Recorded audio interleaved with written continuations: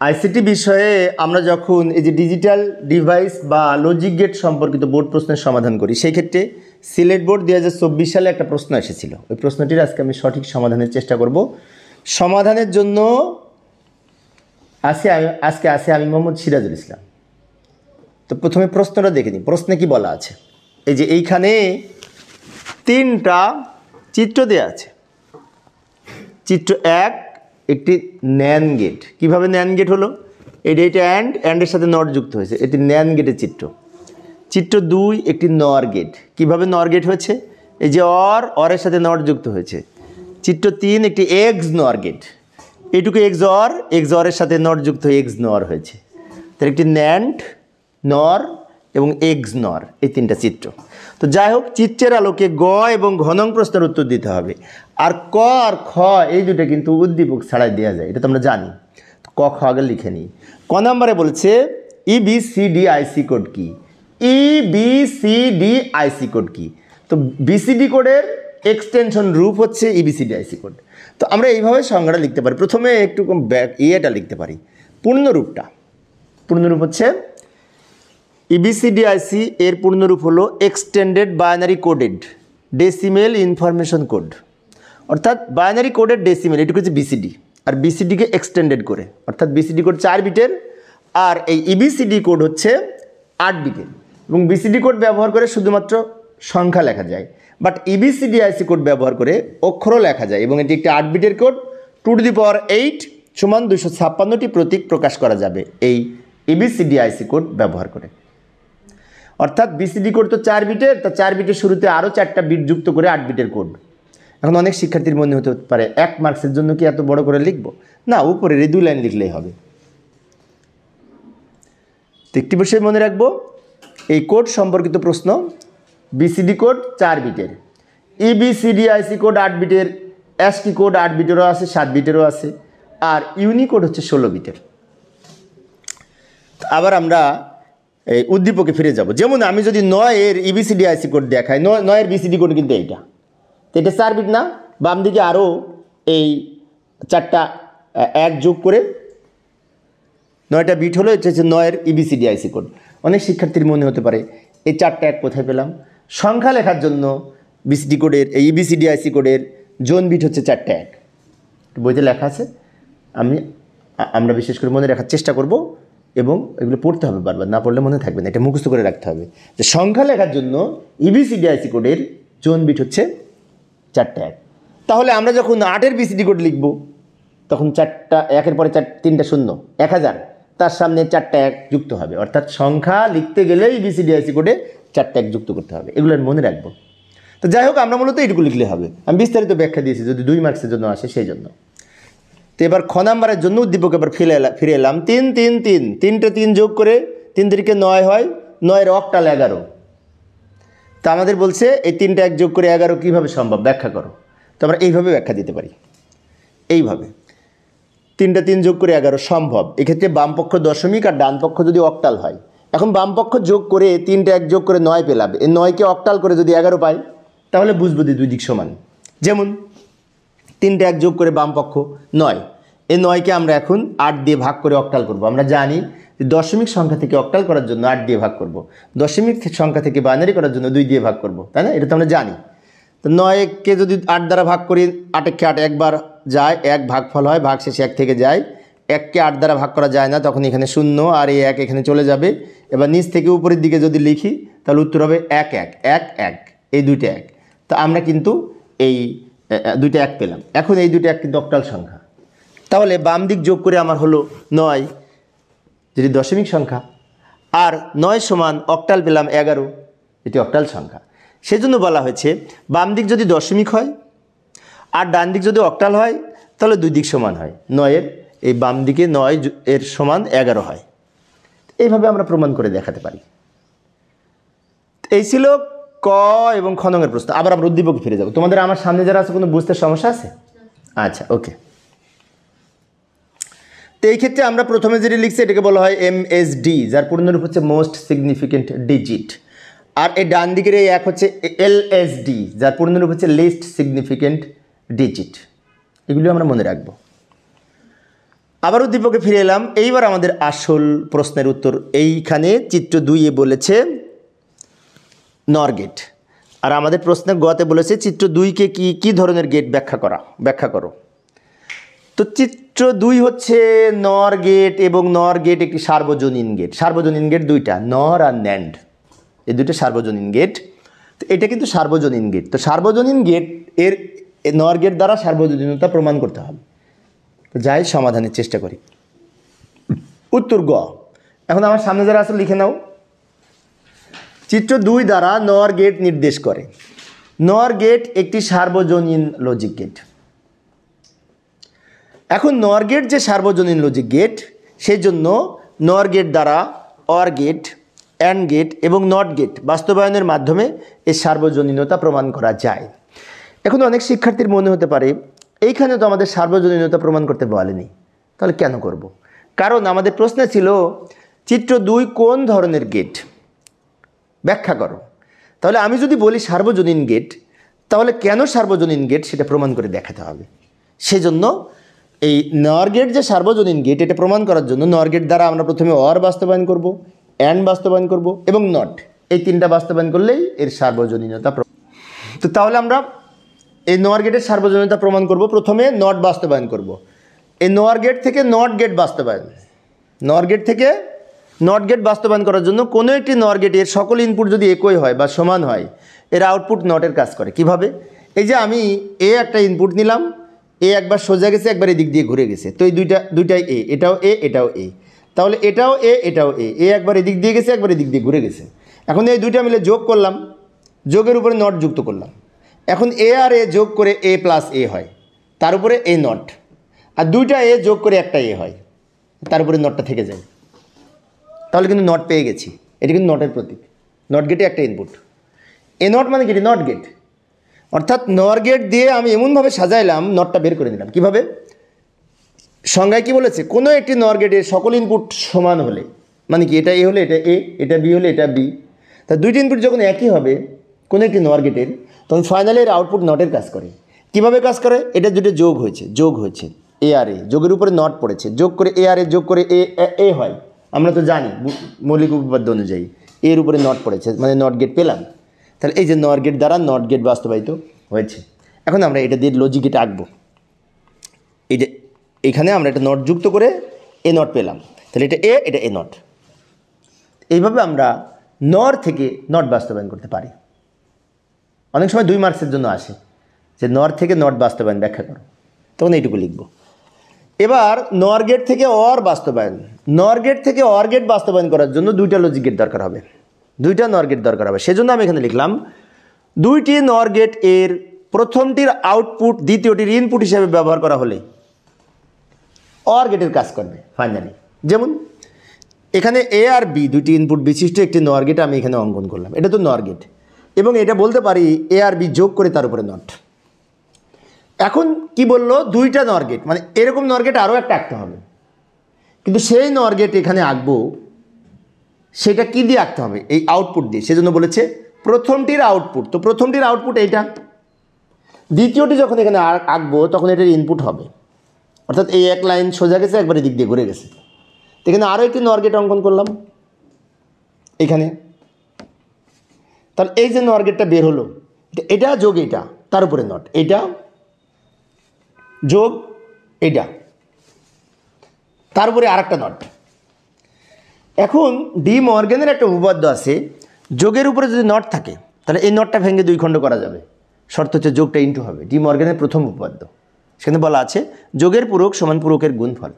সেজন্য আমরা একটা কাজ করতে পারি, এটা লিখলাম, নিচে ডাবল দিলাম, এটা আগেই ছিল আর ওই নটের ভাঙ্গা অংশ, প্লাসের পরিবর্তে ইনটু হলো, প্লাসের পরিবর্তে ইনটু হলো। অথবা একটা কাজ করবে, দুটো যোগ করে একটা লিখতে পারি, দুটো যোগ করে একটা লিখতে পারি। আর অন্যভাবে বোঝাচ্ছি আমি যেটা বললাম ওটাও হবে, একটু অন্যভাবে বোঝাই। তোমরা একটু তুলে দিবা নাকি দেখো বুঝবা? তুলে দিলে লেট হয়ে যাবে, তাই না? ভিডিও ক্লাসটা অনেক লম্বা হয়ে যাবে। এটা একটু উপরে উঠে গেছে। এখন এইটা যোগ এইটা, দুইটা একই জিনিস যোগ করে কিন্তু একটা হয়, কারণ এটা অবশ্য আমরা ডি মর্গানের উপপাদ্য দুইটা ভাগ করে করতে পারতাম। আবার আমরা যদি মনে করি দুইটা যোগ করে একটা বানাবো, এই যে এই দুইটা যোগ করে একটা হলো, তার উপরে নটটা থেকে গেল, মানে দুইটা যোগ করে একটা পেলাম। এবার আমরা এইখানে ডাবল নটে কাটা যেয়ে কিন্তু এটাই ফিরে পাবো, এ ডাবল নট সমান এ, সেই দৃষ্টিকোণ থেকে ডাবল নটে কাটা যেয়ে এ প্লাস বি হয়। আর এ প্লাস বি মানে কিন্তু or gate, A plus B বলতে অর গেট বোঝায়। এটা দিয়ে আমরা এখন অর গেট আঁকবো। এই যে এ আর বি মিলে আমরা একটা অর গেট অঙ্কন করব। অর গেটে এই গুল্লাটা হবে না, এইটা হচ্ছে অর গেট। এই যে আউটপুটটা হলো এ প্লাস বি। তাহলে আমরা নর গেট, দুইটা নর গেট এমনভাবে উপস্থাপন করব, প্রথমটির আউটপুট দ্বিতীয়টির ইনপুট হবে, তখন ফাইনালি এর কাজ করবে অর গেটের। এই যে দেখাই দিলাম। এখন আমি প্রথমে কিছুক্ষণ আগে বলেছিলাম সার্বজনীনতা প্রমাণ করতে হলে নট বাস্তবায়ন করতে হবে, অর বাস্তবায়ন করতে হবে এবং অ্যান্ড বাস্তবায়ন করতে হবে। এবার লাস্টে আমরা অ্যান্ড বাস্তবায়ন করব। ক্লাসটি একটু লম্বা হয়ে যাচ্ছে, উপায় নাই, কারণ প্রশ্নটা বড়। এবার নর গেট দ্বারা অ্যান্ড যখন বাস্তবায়ন করব, তখন নিয়মটি হচ্ছে তিনটি নর গেটের প্রথম দুইটির আউটপুট তৃতীয়টির ইনপুট হবে। অর্থাৎ তিনটা নর গেট, এখানে একটা নর গেট আমরা তৈরি করলাম, এইভাবে নর গেট তৈরি করা যায়। এই যে এর আউটপুটটা হলো এ নট, এ প্লাস এ সমান এ নট। আবার এইখানে আমরা বি এর জন্য আরও একটা নর গেট তৈরি করলাম, এটা বি প্লাস বি সমান বি নট। তাহলে এটা এ নট, এটা বি নট বলতে পারি, কিন্তু নটকে এইভাবে উপস্থাপন করা যায় নরের মাধ্যমে। এখানে বলেছি তিনটি নর গেট এর প্রথম দুইটির আউটপুট, মানে কি এই দুইটা প্রথম দুইটার আউটপুট তৃতীয়টির ইনপুট হবে। তাহলে তৃতীয়টি এখানে যখন অঙ্কন করব, এইটার ইনপুট হবে এই দুইটা, সেই জন্য বলেছে প্রথম দুইটির আউটপুট হচ্ছে এই দুইটা, এটা ইনপুট হিসেবে ব্যবহার হবে তৃতীয়টি যখন এখানে ব্যবহার করব। আমি এটা ছোটো করে নিই। তাহলে এখানে আরও একটি এরকম নর গেট অঙ্কন করব। তাহলে এই যে লাইনটা বের হলো, এটা কিন্তু এইটা যোগ এটা, তার উপরে নট, যে এ নট যোগ, এটা যোগের প্রতীক, বি নট, তার উপরে আবার এই নটটা। এখন ওই যে ডি মর্গানের উপপাদ্যে বলা আছে, কিছুক্ষণ আগে বলেছিলাম যে যোগের উপরে যদি নট থাকে তো এই নটটা ভেঙে দুই খণ্ড করা যায়, সেক্ষেত্রে প্লাসটা ইন্টু হবে। যেমন A double not plus B into B double not হবে। যোগের পূরক সমান পূরকের গুণফল, ডি মর্গানের প্রথম উপপাদ্যে বলা আছে কিন্তু, যে যোগের উপরে যদি নট থাকে নটটা ভেঙে দুই খণ্ড করা যাবে, শর্ত হচ্ছে প্লাসটা ইন্টু হবে। আর ইন্টুর উপরে যদি নট থাকে তাহলে ওই বড় নটটাকে ভেঙে দুই খণ্ড করা যাবে, কিন্তু ইন্টুটা প্লাস হবে, দ্বিতীয় উপপাদ্য। তো ডি মর্গানের উপপাদ্য কিন্তু খুব বেশি বেশি কাজে লাগে আমাদের, এটা মনে রাখার চেষ্টা করব। এখন ডাবল নটে কাটা যে এবি হয়, ডাবল নটে কাটা যে এবি পাই, তো এবি কিন্তু অ্যান্ড গেট, এবি গুণের প্রতীক, গুণ মানে কি অ্যান্ড, তার মানে এই অ্যান্ড দিয়ে আমরা একটি গেট আঁকবো। ফাইনালি এ আর বি একটু দ্রুত অঙ্কন করছি সময় সেভ করার জন্য। অ্যান্ড গেট দেখতে ডি এর মতো, তাই না? তো এটা হচ্ছে এবি, এটা হচ্ছে এবি। তাহলে আমরা তিনটা নর গেট এমনভাবে উপস্থাপন করলাম, আমরা সমাধান করে লজিক ফাংশন সরলীকরণ করে ফাইনালি এবি পেলাম। এবি হচ্ছে অ্যান্ড গেট, নর গেট দ্বারা অ্যান্ড গেট বাস্তবায়ন হলো। এই প্রশ্নটি কিন্তু প্রায় বোর্ডে এসেছে, বিভিন্ন টেস্ট পরীক্ষায়ও আসে, তাই এই প্রশ্নটা খুব গুরুত্বপূর্ণ যে নর গেটের সার্বজনীনতার প্রমাণ। এইভাবে নর গেটের সার্বজনীনতার প্রমাণ করে দেখাতে পারি। তো গ নাম্বার শেষে আবার উদ্দীপকে ফিরে যাব। উদ্দীপকের ঘ নাম্বারে বলেছে শুধু চিত্র 1 গেট দ্বারা 3 বাস্তবায়ন সম্ভব কি, ব্যাখ্যা করো। দারুণ একটি প্রশ্ন। বলছে 1 হচ্ছে ন্যান্ড গেট আর 3 হচ্ছে এক্স নর গেট, তো বলছে 1 দ্বারা কি 3 বাস্তবায়ন করা যায়, ব্যাখ্যা করো। তো 1 দ্বারা 3 বাস্তবায়ন করা যায়, আমি দেখিয়ে দিচ্ছি। তাহলে উত্তরটা কীভাবে লিখব, এইভাবে লিখব। ভালো করে লক্ষ্য করি, চিত্র 1 দ্বারা 1 একটি ন্যান্ড গেট, চিত্র 3 একটি এক্স নর গেট। আগে পরিচয় দিব, একটু ব্যাকে যাই, আমি মুছে দিলাম, মুছে দিয়ে আমি একটু ব্যাকে যাচ্ছি, এই যে ব্যাকে চলে আসলাম। চিত্র 1 একটি ন্যান্ড গেট, এটা অ্যান্ডের সাথে নট যুক্ত করে ন্যান্ড গেট, আর এক্সঅরের সাথে নট যুক্ত করে এক্স নর গেট। তাহলে আমরা প্রথমে লিখব উত্তর লেখার সময় যে উত্তর ঘ, চিত্র 1 একটি ন্যান্ড গেট, চিত্র 3 একটি এক্স নর গেট। তো চিত্র 1 ন্যান্ড গেট দ্বারা 3 এক্স নর গেটকে বাস্তবায়ন করা যায়, এই কথাটা লিখে নেব প্রথমে। এই যে আমি লিখে দিলাম দ্রুত সময় সেভ করার জন্য। শুধু ন্যান্ড গেট দ্বারা এক্স নর গেট বাস্তবায়ন করা সম্ভব, নিচে দেখানো হলো। এখন ন্যান্ড গেটের সূত্র কিন্তু এইটা, সেই ক্ষেত্রে আমাদের এক্স নর গেটের সূত্রটাকে লিখে নিব, সেটাকে ন্যান্ড দ্বারা বাস্তবায়ন করব। তো এক্স নর গেটের সূত্র কি মনে আছে? এক্স অরের সূত্র এটা, এক্স অরের সূত্র এটা, এ এক্স অর বি। আর এক্স অরের উপরে যখন এই নট পড়বে তখন সেটি এক্স নর হবে। তার মানে এটা পড়বো কীভাবে, এ এক্স নর বি পড়বো, এক্স নরের সূত্র কিন্তু এটা। এখন এক্স নর গেটের আর একটা সূত্র আছে এইটা, A B plus A not B not. এখন অনেক শিক্ষার্থীর মনে হতে পারে এটার সময় এটাকে মুখস্থ রাখবো, না মুখস্থ না, এটা প্রমাণ করা যায়, তারপরেও আমাদের মনে রাখতে হবে অঙ্ক করার সুবিধার্থে। এক্স নর গেটের এটা হচ্ছে যৌগিক উপস্থাপন, এটা হচ্ছে মৌলিক উপস্থাপন, এবং এটা হচ্ছে বিভাজন উপপাদ্য আছে, মৌলিক উপপাদ্য বিভাজন উপপাদ্য আছে না, সেই বিভাজন উপপাদ্যের মধ্যে কিন্তু এটার সময় এটা আছে, উপপাদ্যগুলো একটু খেয়াল রাখতে হবে। এখন ন্যান গেট মানে কি, গুণের উপরে নট থাকবে, তাহলে এইটা দ্বারা যদি এখন আমি গেট আঁকি, ন্যান গেট দ্বারা বাস্তবায়ন হবে না, কারণ গুণের উপরে নট নাই। আবার এই যোগকে গুণ বানাতে হবে, সেই গুণের উপরে নট দিতে হবে, তাহলে ন্যান গেট দ্বারা বাস্তবায়ন হবে। এখন আমি এইটা এখানে লিখলাম নতুন করে, এটা আবার লিখলাম, তাহলে আমার এইখানে নট দিতে হবে, এইখানে নট দিতে হবে। এখন নট নাই অঙ্কের মধ্যে, কিন্তু আমি যদি ইচ্ছাকৃত দিতে চাই পারবো, তা ডাবল দিতে হবে, একটা দেওয়া যাবে না। যে কোনো জায়গায় আমি নট দিতে পারবো, কিন্তু ডাবল নট দিতে হবে। ও আর একটা কথা বলি, এই যে দুইটা দাগ দিচ্ছি না, এই দুইটাকে কেউ বলে নট, কেউ বলে বার, কেউ বলে পূরক। তা আমি লজিক গেটের সাথে মিল রেখে আমি নট কথা বলছি, তোমরা ইচ্ছা করলে বার বলতে পারো, সমস্যা নেই। তা বার যে কোনো জায়গায় দিতে হয়, দেওয়া যাবে, ডাবল দেওয়া যাবে, একটা দেওয়া যাবে না, কারণ এই ডাবল নটে কাটা যে আবার এটা ফিরে পাই, আমরা 2 মিনিটের মধ্যে শেষ হয়ে যাবে, ঘন্টা পড়ে গেছে, বুঝছো, এটি খেয়াল করো। এখন ডি মর্গেনের যে উপপাদ্য, সেই উপপাদ্যে বলা আছে, এই যে আমি একটু দ্রুত লিখলাম সময় সেভ করার জন্য, এই নটটা ভেঙে যদি 2 খণ্ড করতে পারবো, সেক্ষেত্রে প্লাসটা ইন্টু হলো, আর এ নট বি নট তো থেকেই গেল, আর এই উপরের নটটা থেকে যাবে। আমি পরের লাইনটা আরেকবার বলে দিচ্ছি, আমরা যখন লজিক ফাংশন সরলীকরণ করব, তখন আমরা জানি যে ডি মর্গেনের উপপাদ্যে বলা আছে প্লাসের উপরে নট থাকলে নিচের নটটাকে ভেঙে 2 খণ্ড করা যাবে, শর্ত হচ্ছে প্লাসটা ইন্টু হবে।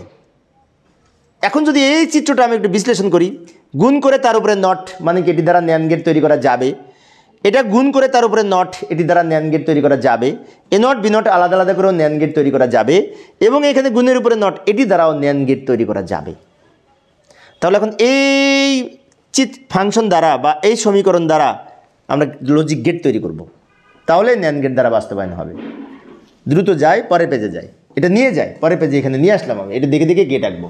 তো এখানে আছে এ আর বি, এ একটা ইনপুট, বি একটা ইনপুট, এই দুটা মিলে প্রথমে কি হচ্ছে, গুণ হয়েছে, গুণ মানে কি অ্যান্ড গেট, এই গুণের উপরে এবার যে নট পড়েছে, নট মানে কি এটি ন্যান গেট হলো। আবার বলি, এ আর বি গুণ হয়েছে, এ আর বি গুণ হয়ে তারপরে নট পড়েছে, তাহলে এই লাইনটা যে বের হলো এটা হচ্ছে এ বি নট বলতে পারি, এবং এটি একটি ন্যান গেট।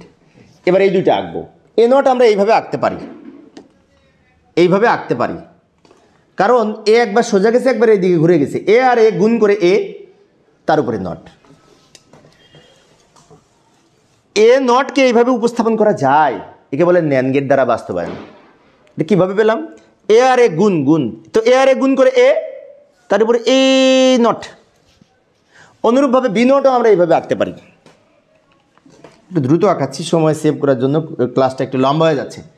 তো এটাও বি নট, এটা বি, এটাও বি, বি গুণ করে বি, তার উপরে নট, তার উপরে এই যে নট, এ নট পেলাম, বি নট পেলাম। এখন এই দুটো আবার গুণ, তো গুণ করার জন্য আমরা ছোট করে নিব, ছোট করে নিয়ে এই গুণের জন্য আবার অ্যান্ড গেট, ডি এর মতো, এই এন্ডের উপরে আবার নট, তো নট গেট।